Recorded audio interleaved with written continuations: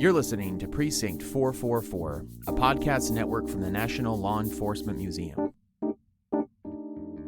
Today we're bringing you an episode from Law and Disorder, where we dive into the world of true crime stories with memorable cases that have lasting effects for law enforcement. As human beings, we are fascinated by death. After all, it is one of the very few universal experiences that we will all have as living beings. Death is inherently one of life's biggest mysteries. For a majority of us, death will be caused by something natural, hopefully at a relatively old age, after we've led a life that's felt fulfilling and left a positive mark on the world. Maybe I'm being a little too optimistic, but inherently I'm a glass half full type of person. But for some, unfortunately, death will occur in a way that is far from natural, which will require some type of investigation by either a medical examiner or a coroner. Whether it's a medical examiner or coroner is going to depend on where in the United States the person dies. All in all, forensic pathologists have devised 5 generally accepted manners of death: natural, accident, homicide, suicide, and undetermined. And during a death investigation, which may or may not include an autopsy, a pathologist is going to be able to scientifically determine which type of death occurred. And there are a lot of moving pieces in a death investigation, regardless of whether the death occurs in a medical examiner or coroner's jurisdiction. For centuries, death investigations were far from scientific, mostly because of a lack of advancement in medical practices, a lack of expertise in the pathology of death, and a lack of training in popular scene management for all of those involved who may be called to the scene in the event of a suspicious death. There was, and still is, a lot of room for improvement on how death investigations are done, from a medical, a judicial, and even a law enforcement perspective. But if I got into all of those nuances today, we'd be here for hours, and none of us have the time for that. But instead, today, we're going to talk about someone who dedicated the later years of their life to advancing the practice of death investigations to better serve justice to decedents across the country. She's often regarded as the woman who invented modern forensics, and yet she had no formal training and no college degree. Her name was Frances Glessner Lee, and until recently, much of her experience has been left out of the history books. But her support of the field of legal medicine, both financially and physically, has helped to revolutionize the training of both future forensic pathologists and homicide detectives alike.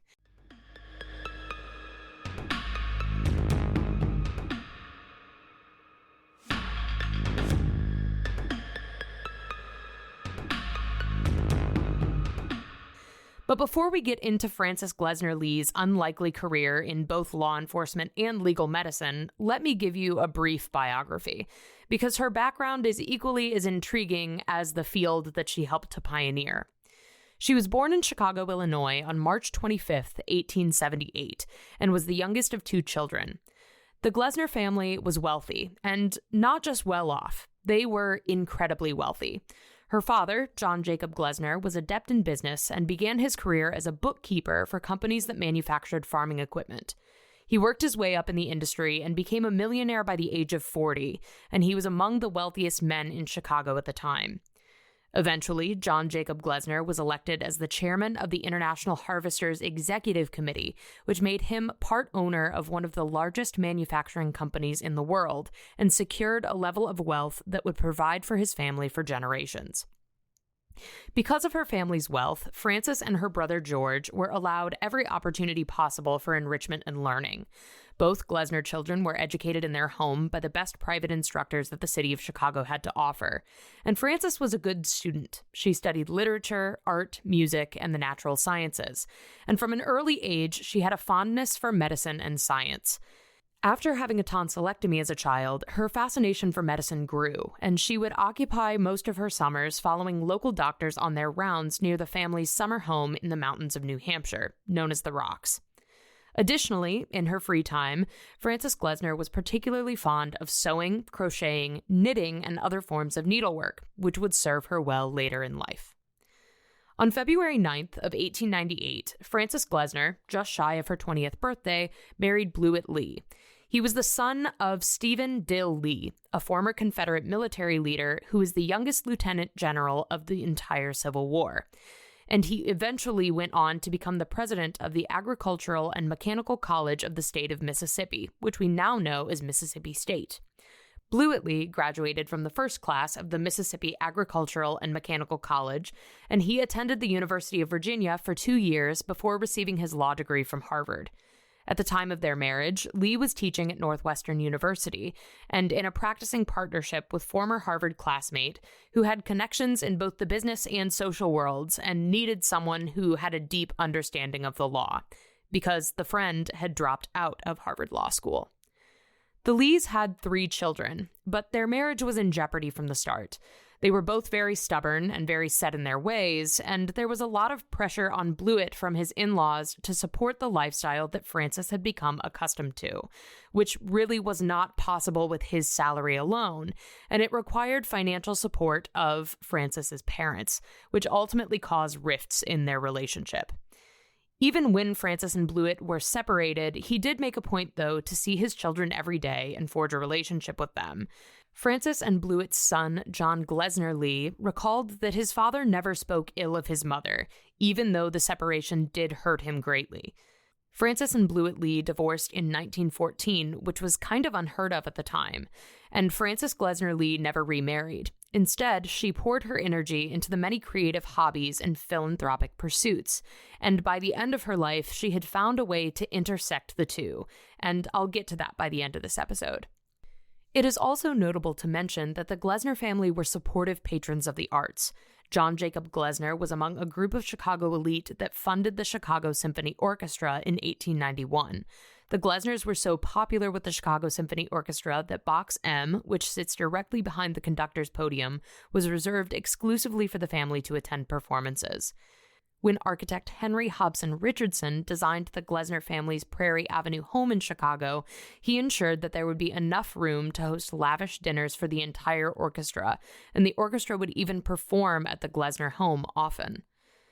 In 1912, Frances put her creative talents to work on an ambitious project, the construction of a scale model of the entire Chicago Symphony Orchestra for her mother. The model was constructed at an exact 1:12 scale. This means that 1 inch of the model was equal to 1 foot, or 12 inches in real life. For months, she sat in her parents' box at the Symphony Hall, sketching details of each individual musician in pencil on porcelain doll heads that she would take back to her workshop and replicate finer details of their facial features, with hair, mustaches, and beards. Frances sewed clothing for each of the dolls herself. Each one donned a white shirt with pearl buttons, a black single-breasted waistcoat, and a matching evening coat, even a paper collar. They were dressed just as they were on stage for every performance. Each musician also wears a fabric carnation that's 1/16 of an inch wide on their right lapel. This was an ode to Glessner's mother's practice of giving carnations to each of the musicians before they performed each performance. The miniature conductor of this orchestra is even wearing the swallowtail evening coat that he would normally wear during performances. She placed each doll in one of 90 identical straight-back chairs that were built for dollhouses and paired with an appropriate miniature instrument that she had acquired, meticulously ensuring that each one was exactly to scale. She hired a craftsman to create the brass instruments in miniature, and she personally carved individual reeds for the woodwind instruments, which were constructed from candy boxes. She even had a company construct a 6-inch functional harp for the model that came with its own carrying case. A stickler for the attention to detail, each music stand featured a miniature handwritten piece of sheet music that reflected the appropriate score for their instrument from the piece The Drum Major of Schneider's Band by Arthur J. Moody.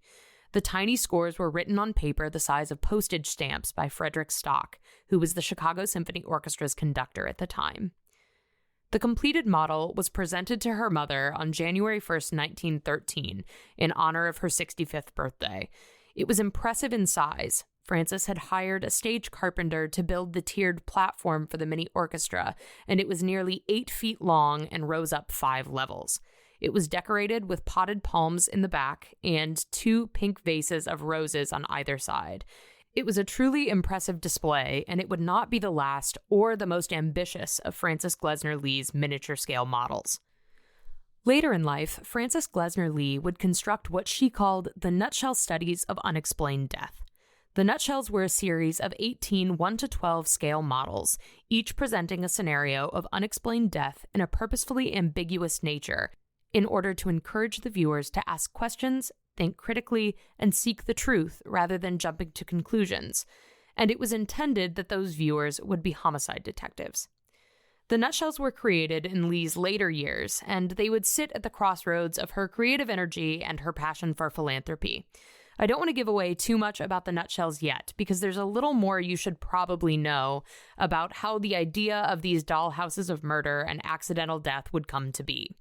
Essentially, they are the ultimate manifestation of a death investigation training tool for law enforcement, and they're still in use today in a seminar that uses the same curriculum that Frances Glessner Lee helped to write herself, with a team of skilled practitioners in legal medicine, a field that she helped to bring to light with the help of a longtime friend.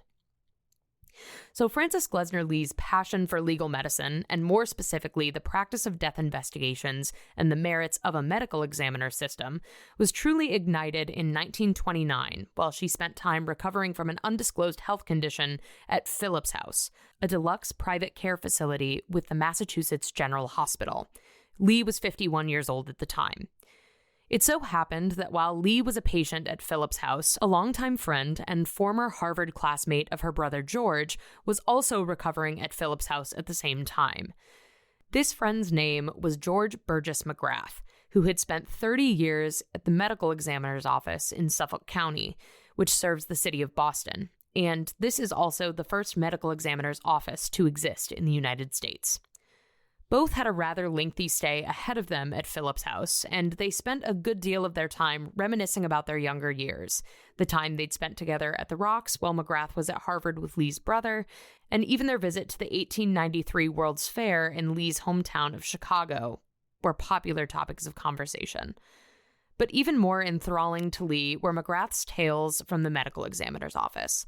The pair spent countless hours discussing the interesting cases of death that McGrath investigated in his time at Suffolk County as the medical examiner, and Lee found herself transfixed.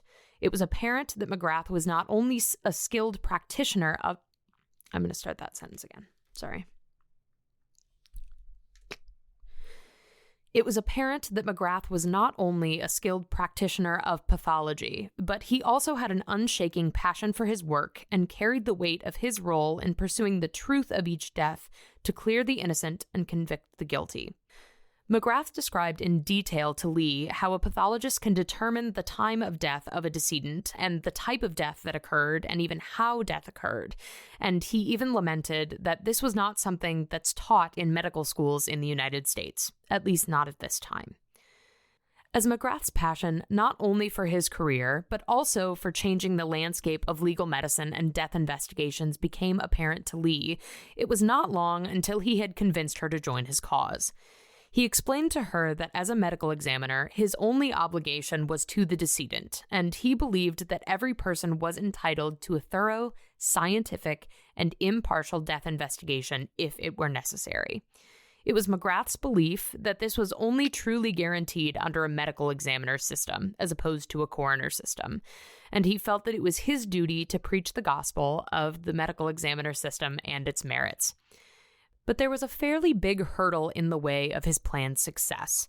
At the time, medical schools in the United States were not teaching their students about the pathology that was specific to death. This was for the simple fact that medical schools assumed that most of the doctoring their students would be doing would be for the living rather than the dead.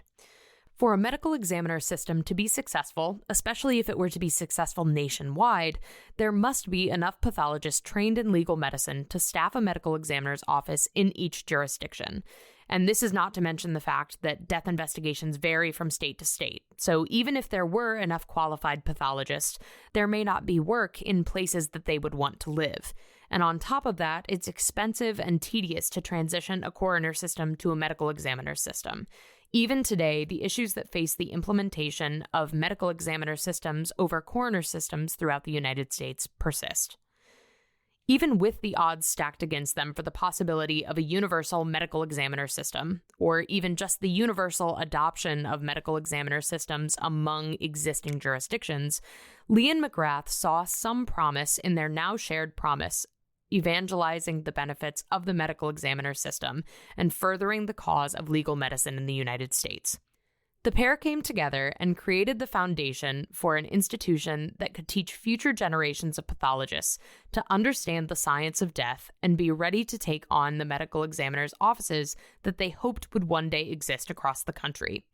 They devised a plan for the first Department of Legal Medicine, which would be a complete academic department that engaged in education, research, and training. They wanted the Department of Legal Medicine to be a resource for those in medicine and the justice system, because it was obvious that both fields were equally involved in a proper death investigation. McGrath knew from his experience in the field that the medical examiner was called upon when the district attorney or police believed that violence may have occurred in a death, but the definition of violence was vague. For him, as a medical examiner, violence could mean something very obvious, like blunt or sharp force trauma, but violence could also mean poisoning, which could be more difficult to ascertain just by arriving at the scene, as the signs are more vague, if there were any signs at all. And if there were signs, someone would really have to inspect the body to find them. For instance, there may be a subtle puncture mark from a hypodermic needle, or if someone were to go up to the decedent and lift their eyelids, they would notice petechiae on the inside of the eyelids. These are pinpoint abrasions on the tissue of the inside of the eyelid. But for most poisonings, there would be nothing externally visible at all.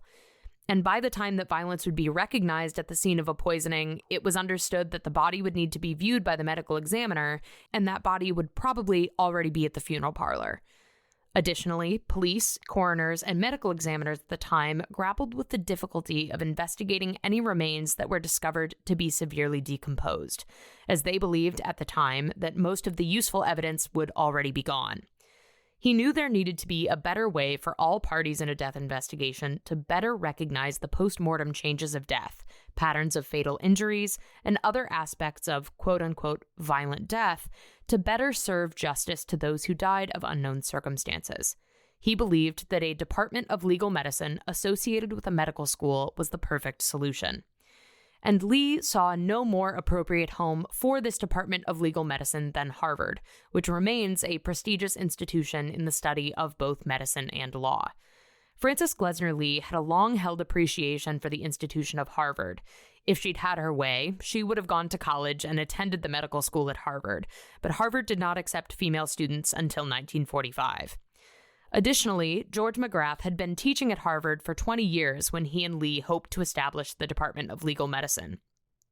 With the Department of Legal Medicine, Lee saw a way to support McGrath and his hopes for the field, as well as an institution that she held close to her heart in Harvard Medical School. She wrote a letter to the president of Harvard University in March of 1931 with the proposal that the university make McGrath a full professor, with the intent that the pair, with his expertise and her financial backing, would create a Department of Legal Medicine which would bear his name. Her letter offered to pay the necessary amount for his salary and her intention to leave more funds to the university in her will, with the condition that she be allowed to serve as McGrath's teaching assistant. McGrath and Lee's outline for the Department of Legal Medicine relied on a model that Lee referred to as the three-legged stool of legal medicine. She believed that the three legs were medicine, the law, and the police. At one point, she mentioned that, quote, "If any one of these is weak, the stool will collapse." And it was both Lee and McGrath's hope that a Department of Legal Medicine would train the next generation of medical examiners to one day replace the coroners throughout the country, and the laws would be reformed to eliminate political and public pressure from death investigations, which were present in elected coroner systems. Additionally, they saw that it was pertinent that law enforcement be trained in at least the basics of legal medicine. It was apparent that in cases of unexpected death, it was often law enforcement that would arrive first at the scene, and the first few minutes at a scene can make or break an investigation.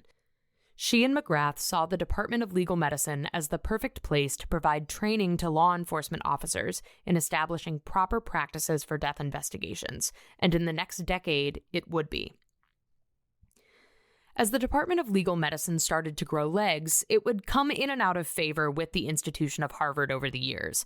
Frances Glessner Lee was financially backing a great deal of the venture, along with the Rockefeller Foundation, and she was handling a lot of the logistics of finding personnel to make up the small yet mighty academic staff and accumulating resources that would be of use for their scholars. She acquired collections of books, reference materials, and lantern slides that she ultimately donated to Harvard to establish the George Burgess McGrath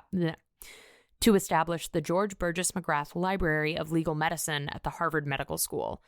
Today, the George Burgess McGrath Library has been absorbed by the Greater Medical School Library at Harvard, but all of the materials do still exist at Harvard today. The formal proposal for the Department of Legal Medicine was sent to the dean of Harvard's medical school in May of 1936, and ultimately it was accepted. The proposal involved Lee's promise to personally fund McGrath's salary until his retirement, with the stipulation that the gift remain anonymous and that McGrath's name be attached to the department in perpetuity. It also included the request that she remain actively involved in the Department of Legal Medicine, and an ultimatum that no money would be forthcoming from herself to the university unless the medical school made a good faith effort to invest in the necessary resources to develop the Department of Legal Medicine. And ultimately, this ultimatum worked. Unfortunately, shortly after the Department of Legal Medicine was beginning to take shape, George Burgess McGrath's health began to decline severely, and it became apparent that if the department were to survive, they would need to identify a successor. That successor came in the form of pathologist Alan Richard Moritz, who was an ambitious young pathologist looking to find an interesting new challenge in his career. Before coming to Harvard and shifting his focus to legal medicine, Moritz had been the pathologist in charge at University Hospitals of Cleveland and an associate professor of pathology at Western Reserve University's Pathology Institute. Moritz was appointed to professor of legal medicine and chairman of the department at Harvard in September of 1937, and he would spend the next 2 years in Europe training in the practice of legal medicine, just as George McGrath had before beginning his career at the Suffolk County Medical Examiner's Office.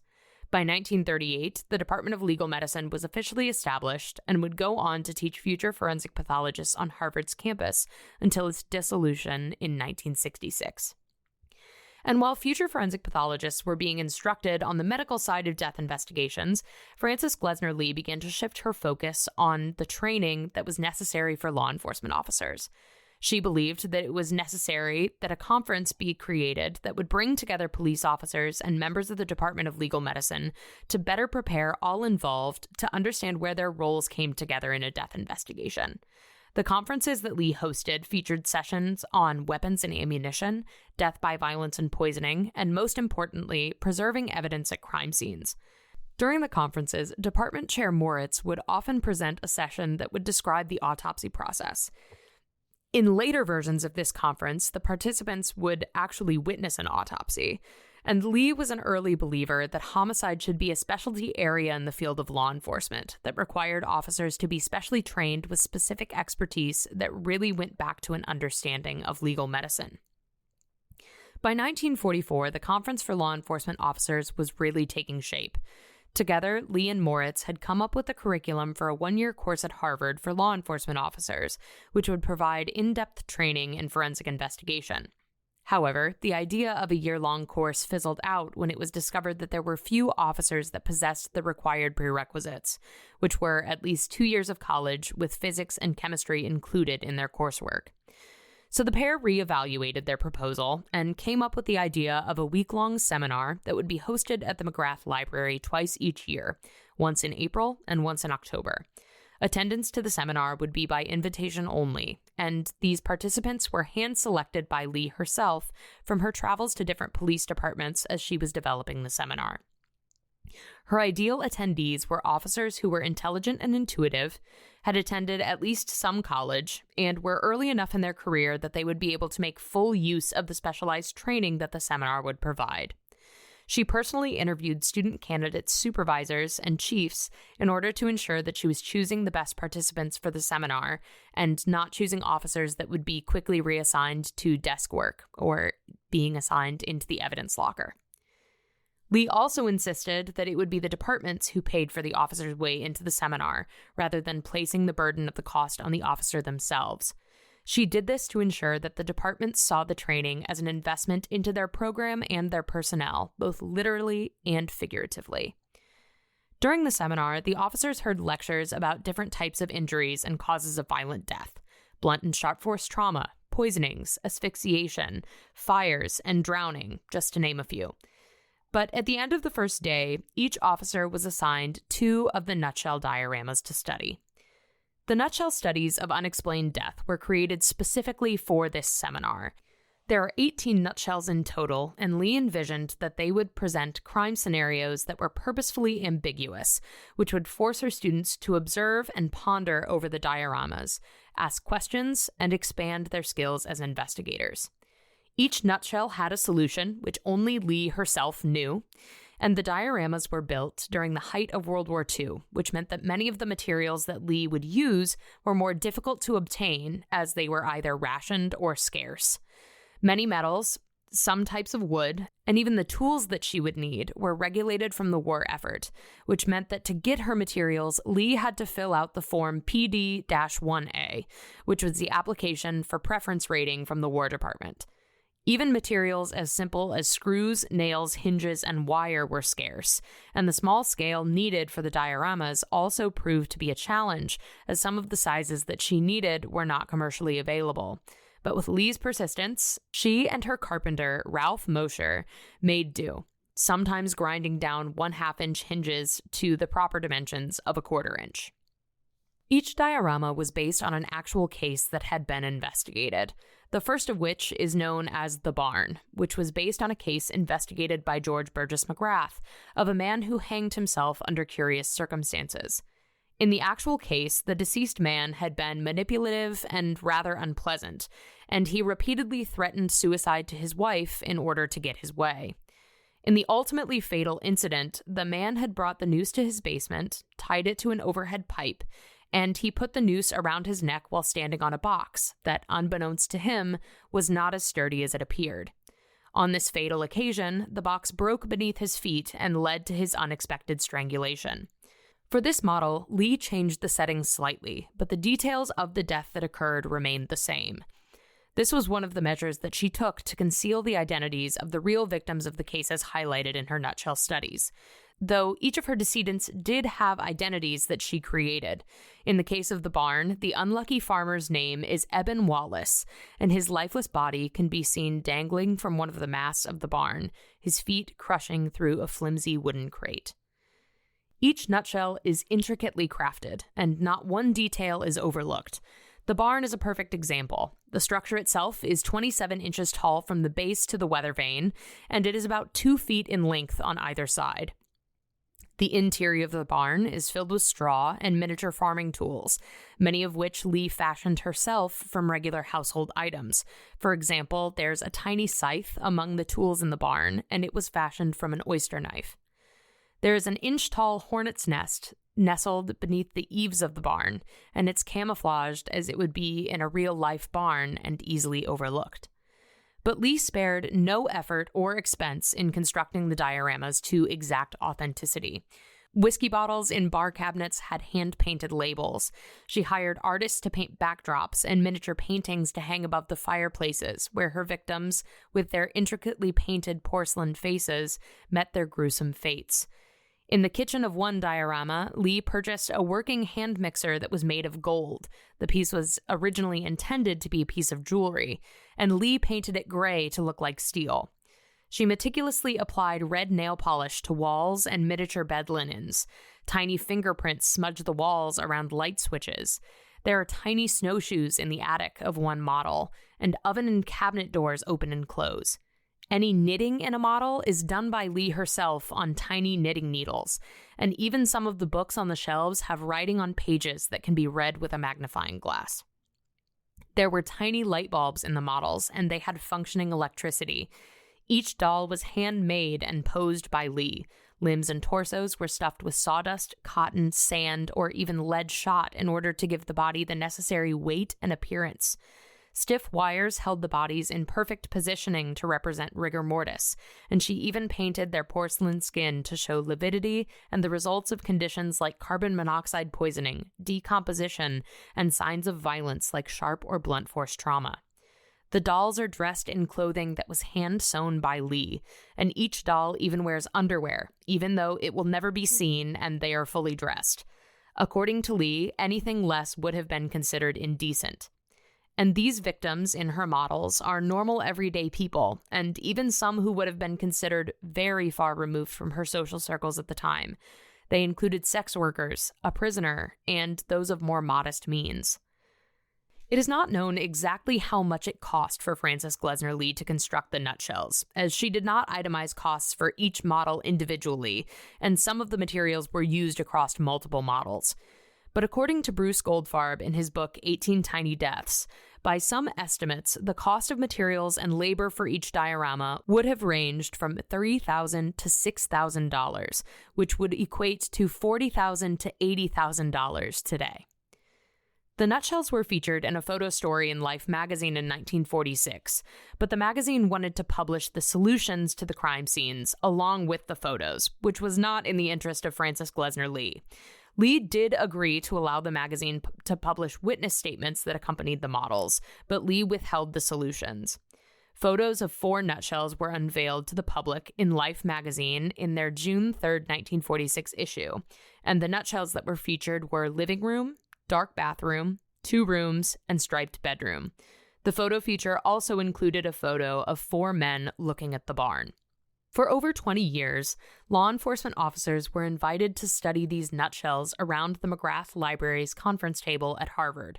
It provided a new, incredibly unique, and immersive experience to learning about death investigations and the process of observation at a crime scene. This seminar, led by a grandmother who had no college degree, revolutionized the way that homicide detectives approached crime scenes and unexpected deaths. Frances Glessner Lee taught the seminar herself through the fall of 1961, only a few months before her death in April of 1962 at the age of 84.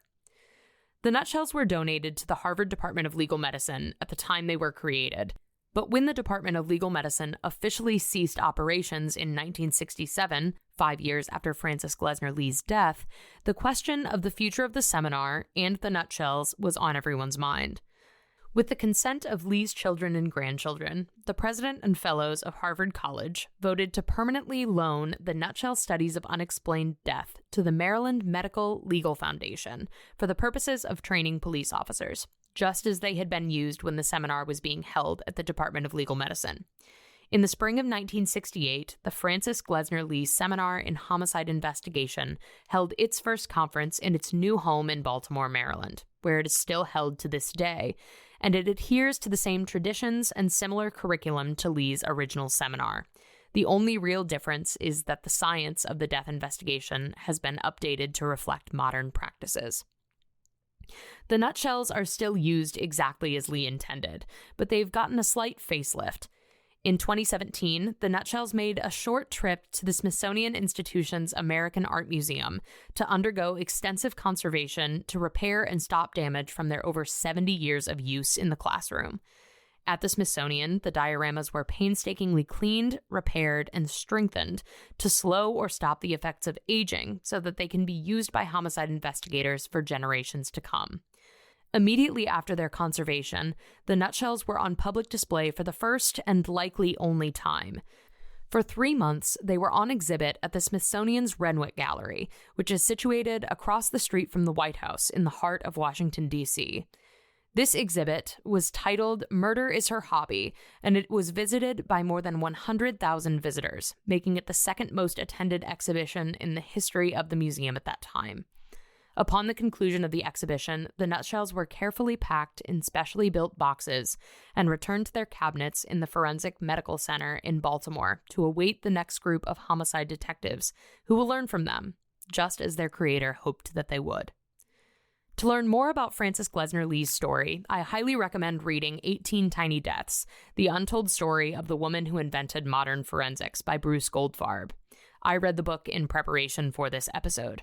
I mentioned it a couple times, and if you're listening to this episode as it's premiered, you can actually purchase the book from our retail store at shoplawenforcementmemorial.org. Just type 18 Tiny Deaths into the search bar, and it should be the first result. To learn more about the past Renwick Gallery exhibit that displayed the Nutshells, go to americanart.si.edu/exhibitions/Nutshells. There is an extensive gallery of photos of the Nutshells, and if you visit the site on your smartphone, there's a really neat VR experience that places you in the middle of a few select Nutshells. One of them is the barn. I'm going to challenge you to see if you can find the hornet's nest that is somewhere in that barn. And I hope that you enjoyed today's episode of Law & Disorder. Remember that you can access this episode and all past episodes of Law & Disorder and other Precinct 444 shows, both on our website and wherever you get your podcasts. Be sure to subscribe so that you can be the first to access newest episodes when they drop every other Wednesday. And that's all for us today, and we hope to see you again soon at the Precinct. Please subscribe to Precinct 444 on your favorite podcasting platform to stay connected and to receive our latest content as soon as it drops. We would love to hear from you. Send in your questions, comments, and feedback to precinct444@nleomf.org. You can help us make our content even better. The National Law Enforcement Museum is located at 444 East Street Northwest in Washington, D.C., and is dedicated to telling the story of American law enforcement. We expand and enrich the relationship between law enforcement and the community through educational journeys, immersive exhibitions, and insightful programs. Find us online at lawenforcementmuseum.org and stay tuned for more podcast content from Precinct 444.